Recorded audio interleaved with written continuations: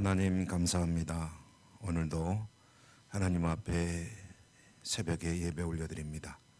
우리 예배를 받아주시고 은혜 풍성히 내려 주옵소서. 예수님 이름으로 기도드립니다. 아멘. 452장입니다. 452장. 통일찬송가는 505장.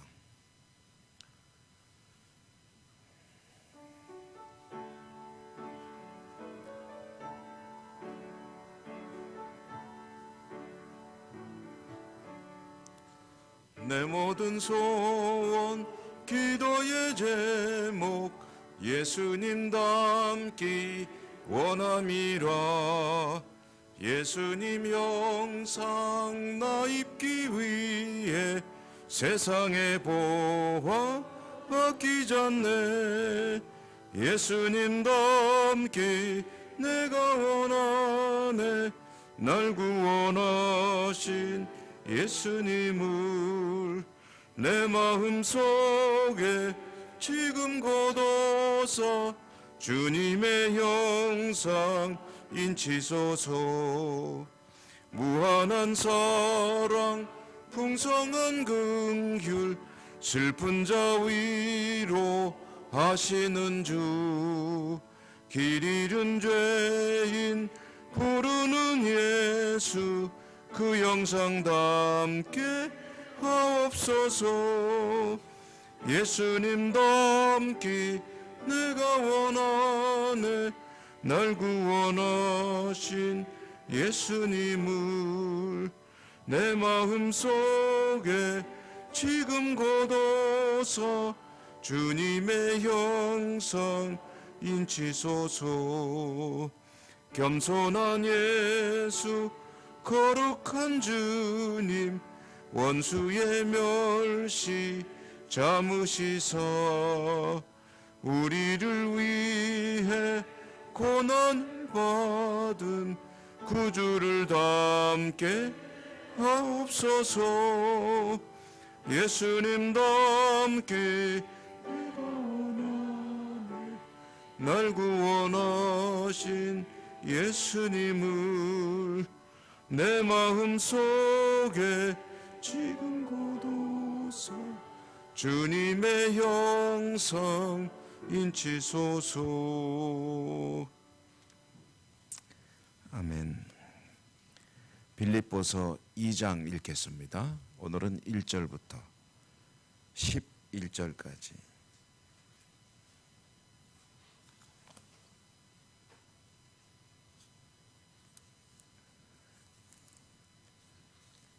빌립보서 2장 1절부터 11절까지 교독합니다. 그러므로 그리스도 안에 무슨 권면이나 사랑에 무슨 위로나 성령의 무슨 교제나 긍휼이나 자비가 있거든 마음을 같이하여 같은 사랑을 가지고 뜻을 합하여 한 마음을 품어 아무 일에든지 다툼이나 허영으로 하지 말고 오직 겸손한 마음으로 각각 자기보다 남을 낮게 여기고 각각 자기 일을 돌볼 뿐더러 또한 각각 다른 사람들의 일을 돌보아 나의 기쁨을 충만하게 하라. 너희 안에 이 마음을 품으라. 곧 그리스도 예수의 마음이니 그는 근본 하나님의 본체시나 하나님과 동등됨을 취할 것으로 여기지 아니하시고 오히려 자기를 비워 종의 형체를 가지사 사람들과 같이 되셨고 사람의 모양으로 나타나사 자기를 낮추시고 죽기까지 복종하셨으니 그 십자가에 죽으심이라. 이러므로 하나님이 그를 지극히 높여 모든 이름 위에 뛰어난 이름을 주사 하늘에 있는 자들과 땅에 있는 자들과 땅 아래에 있는 자들로 모든 무릎을 예수의 이름에 꿇게 하시고 모든 입으로 예수 그리스도를 주라 시인하여 하나님 아버지께 영광을 돌리게 하셨느니라. 아멘. 주님 은혜에 함께 하시기를 기원합니다. 빌립보서 이제 2장으로 들어왔습니다. 빌립보 교회와 사도 바울의 그 관계는 대단히 이제 이렇게 표현하면 어떨지 모르겠어요. 끈끈하다.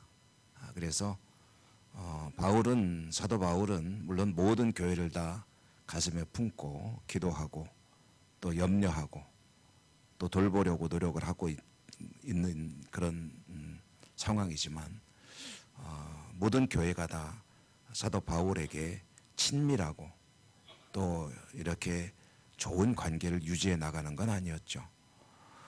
빌립보 교회는 그렇다면 그 중에서 아주 사도 바울과 아주 밀접한 그런 관계를 잘 이어가는 그런 교회였다. 바울을 늘 염려하고 바울을 위해서 기도하고 또 현실적으로 필요한 사역에 물질적인 후원도 최선을 다해서 하고 그래서 바울로 하여금 늘 고마운 마음을 가지게 하는 그런 교회였다. 그러니까 바울과의 관계는 참 아름다운 관계라고 할 수가 있겠는데요. 그런데 이제 바울에게 이런 기쁨을 주면서 한편으로는 큰 근심도 안기고 있었다. 바울과는 관계를 잘 유지하고 있지만 그러나 교회 공동체는 서로 반목하며 또 갈등 구조를 가지고 있었다 하는 것이 이제 이 빌립보서 본문을 통해서 드러납니다. 오늘도 이제 이 말씀을 보면 사도 바울은 그리스도를 본받는 자가 되라, 주님을 닮아가라라고 권고를 했죠. 그리고 이제 2장에 넘어와서 그러므로 그리스도 안에 무슨 권면이나 사랑에 무슨 위로나 성령에 무슨 교제나 긍휼이나 자비가 있거든 이라고 시작했는데 이 말은 간단하게 한마디로 줄여 말하면 너희가 주님의 은혜를 받은 자이거든 이라는 뜻입니다. 하나님께 은혜를 받고 구원받은 하나님의 백성이라면 하나님께 무슨 은혜나 은사나 은총, 축복을 받았다고 한다면 하나님의 사람으로 그리스도 안에 살아가는 그런 하나님의 사람들이라고 한다면 그렇다면 어떻게 하라는 겁니까? 2절에 보니까 마음을 같이하여 한 마음을 품으라 라고 하고 있죠. 마음을 같이해서 한 마음을 품으라. 이것은 이제 이 대목을 통해서 우리는 빌립보 교회가 한 마음이 안 되고 있구나, 일치를 이루지 못하고 있구나 하는 그 현실을 들여다볼 수가 있습니다. 사실 1장에도 그런 얘기가 슬쩍 비춰지고 있고 나중에 이제 뒤에 나오는 이야기지만 4장에 가면 실질적으로 이 빌립보 교회를 갈등 구조로 몰고 가는 두 사람의 여성 지도자 이야기가 나옵니다. 유오디아와 순두계라고 하는 아주 실명까지 거명하면서 두 사람에게 마음을 합하여 일치를 이루라라고 권고하는 내용이 나오는데요. 이제 그 내용이 바로 오늘 이제 빌립보서 2장에서도 언급이 되고 있는 겁니다. 마음을 같이하여 같은 사랑을 가지고 뜻을 합하여 한 마음을 품으라라고 했고요. 3절에 보면 아무 일이든지 다툼이나 회항으로 하지 말고 오직 겸손한 마음으로 각각 자기보다 남을 낮게 여기라. 그러니까 이 두 사람의 유력한 영향력 있는 여성 지도자가 다툼이 있고 그리고 허영이라고 했는데 이제 이기심이라고 해도 되겠습니다. 그러니까 각자 자기의 주장을 내세워서 이제 겸손하지 아니한 거죠. 다른 말로 하면 교만하게 자신의 주장을 밀고 나가다 보니 그러니 이제 아무래도 어떤 사람의 의견에 내가 보니까 맞는 것 같아 해서 동조하는 이들이 생기게 되고 그래서 교회는 갈등 구조를 가지고 있다 하는 것을 알 수가 있는 거죠. 바울은 빌립보 교회를 생각하면 마음이 흐뭇하고 기쁩니다. 그런데 자신을 위해서 기도해주고 염려해주고 후원해주고 이런 여러 가지 좋은 아름다운 관계가 기쁘지만 사실 바울에게 가장 큰 기쁨은 그런 것보다 더 큰 것이 교회가 잘 되는 것이죠. 교회가 일치를 이루고 정말 훌륭하게 믿음의 공동체를 이루어가고 있다는 소식을 듣는다면 사실 이런 것들보다 그게 더 기쁜 소식입니다. 말하자면 이렇게 비유를 해볼 수 있을지 모르겠습니다. 부모에게 형제들이 여럿이 있는데 형제들이 다 각각 잘 돼가지고 부모에게 효성스럽게 한다면 참 좋은 일이겠죠. 자랑스러운 자녀들이겠지만 그러나 그 사이가 영 좋지가 않다.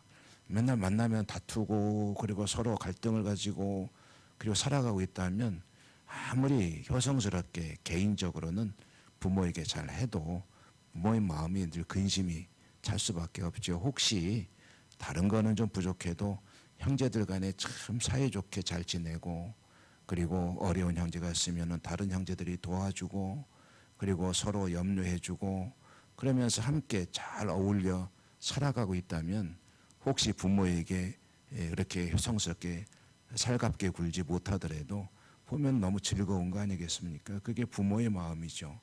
그러니까 사도의 마음도 똑같습니다. 교회가 정말 아름답게 서로 격려하고 그리고 서로 위해주면서 아름다운 공동체를 이루어 주의 사명을 잘 감당한다면 사도 바울의 마음이 즐거울 것이고 그것은 곧 하나님의 기쁨이 되는 거죠.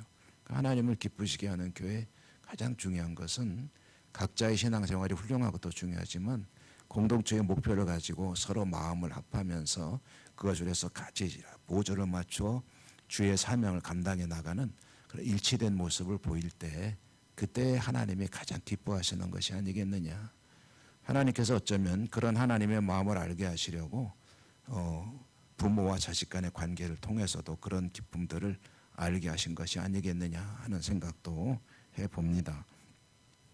어쨌든 바울에게 가장 기쁜 일은 교회들이 하나님 앞에 바로 서는 것일 터인데 그런데 이제 이 두 사람의 유력한 이 지도자들이 여성 지도자들입니다. 그런데 이 두 사람이 그렇게 교회에 어려움을 가져올 때 사도는 권고하는 거죠. 너희 안에 이 마음을 품으라. 결론은 뭐냐면 겸손이거든요. 겸손. 그러면서 그리스도 아주 유명한 이 대목을 2장 5절 이하 11절까지를 부르는 일종의 그 별명이 있습니다. 그것은 그리스도 찬가입니다. 이것은 그러니까 초대교회, 초기 교회에 예배 때에 부르던 일종의 찬양으로 여겨지고 있습니다. 너희 안에 이 마음을 품으라 라고 하는 그리스도 예수의 마음을 품으라는 이 아름다운 이 시편 비슷한 이 찬양, 찬송 이것은 정말 우리가 사랑하고 애송하는 분들도 많죠. 주님 백성이 하나님 앞에 가져야 될 자세, 마음 그것은 곧 주님의 마음을 품으라. 주님의 마음이 어떤 마음이냐 하니까 그것은 이제 자기를 비웠고 종의 형체를 가져 자기를 낮추시는데 어디까지 낮추시냐면 신의 자리를 떠나 사람이 되셨고 그리고 사람이 되셔도 어디까지 죽음의 자리까지 자기를 낮추시고 이렇게 최선을 자기를 최대한 낮추실 때 그때 그를 하나님이 지극히 높여 모든 이름 위에 그러니까 그 어떤 이름보다도 가장 높은 자리에 하나님이 들어 올리시지 않았느냐 하는 그런 이야기죠. 낮추실 때 자신을 낮출 때 하나님께서 높이신다 하는 이것은 성경이 굉장히 강조하는 그런 주제 중에 하나죠. 자신은 스스로를 자신이 자꾸 낮출 때 하나님이 그를 높이신다. 하나님 앞에서 겸손할 때 하나님이 인정하시고 그를 높여주신다. 주님만 그런 게 아니고 모든 성도들이 다 마찬가지입니다. 누구든지 하나님 앞에서 자신을 극도로 낮출수록 하나님께서 그를 높여주십니다. 이것은 틀림없는 하나의 공식, 수학 공식과 같은 것입니다. 그러므로 참으로 지혜로운 이는 자신을 하나님 앞에 낮추는 사람일 것입니다. 참 근데 잘 안 되죠. 저도 참 그렇게 하고 싶은데 잘 안 됩니다. 나도 모르게 어깨에 힘이 들어가고 목이 뻣뻣해지고 그래서 왠지 좀 숙이는 게 쉽지 않은 그런 참 연약하기 짝이 없는 존재인데 사실 우리들이 좀 그런 면이 누구나 가지고 있습니다. 낮추는 게 참 어렵습니다. 100명 중에 99명한테는 그러다가 또 1명한테는 그렇게 못할 때도 있고요. 참 쉽지가 않은 일인데 그렇지만 사실 이 겸손이라는 것이요 믿음의 가장 바탕입니다. 여러분 기도도 그렇습니다. 기도도 하나님 앞에 겸손한 이들이 뜨겁게 기도하고 진실되게 기도합니다. 이 겸손이라는 게 뭐냐면 결국은 하나님은 정말 높으신 분이고 전능하신 전지하신 능치 못함이 없으신 틀리는 게 없으신 그런 하나님을 인정하는 게 겸손이거든요. 나는 거기에 비하면 아무것도 가지지 않은 형편없는 존재이니 하나님을 의지하지 않을 수가 없다. 하나님이 도우시지 않으면 아무것도 할 수 없다. 이게 겸손이거든요. 하나님과의 관계 속에서. 그러므로 하나님의 은혜를 주시지 않으면 구원도 받지 못하는 것이고 멸망의 존재이고 하나님께서 도와주시지 않으면 내 삶도 영위할 수 없고 사실은 내 생명조차도 하나님께서 붙들어 주셔야 유지가 될 수 있는 것이고 필요한 물질이든 무엇이든 하나님이 주시는 것이고 그러므로 하나님께 간구하지 않으면 하나님께 기도하지 않으면 아무것도 할 수 있는 것이 없다라는 전제 그게 바로 겸손입니다. 거기에서부터 기도도 출발하는 것이고 믿음도 출발하는 것이고 그렇지 않겠습니까?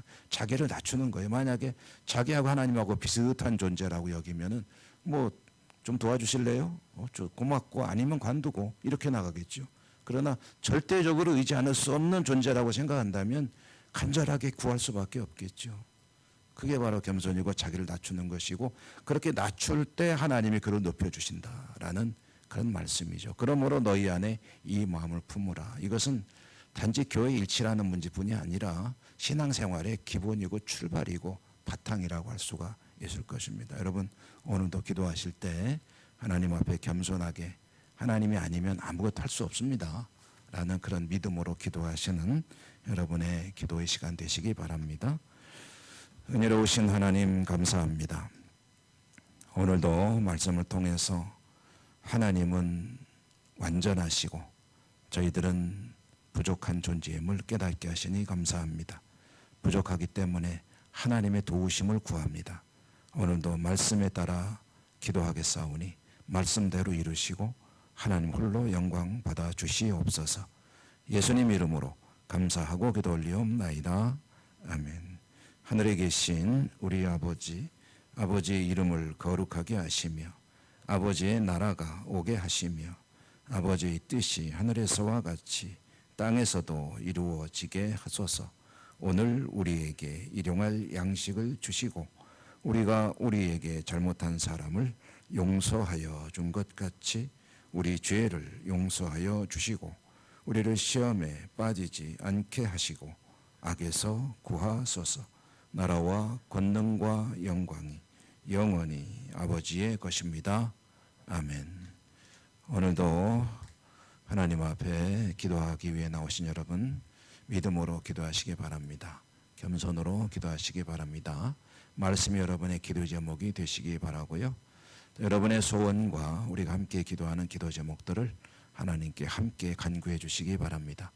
예배자로 살게 하소서. 우리 교회 예배 공동체가 온전히 살아나고 더 진보 발전할 수 있도록 그리고 코로나 시국이 속기 종식되고 모든 일상이 회복되고 나라와 민족과 이 사회도 다시 온전한 모습으로 더 좋은 모습으로 갈 수 있도록 위해서 기도하시기 바랍니다.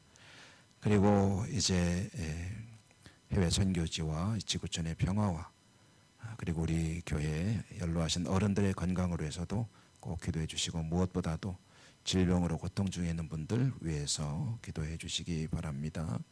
그 외에도 교회 학교와 또 여러 가지 기도할 제목들이 너무 많죠. 이런 피택자들을 위한 기도도 잊지 말고 해주시고요. 다 같이 주여 한번 힘차게 부르고 하나님께 기도하겠습니다. 주여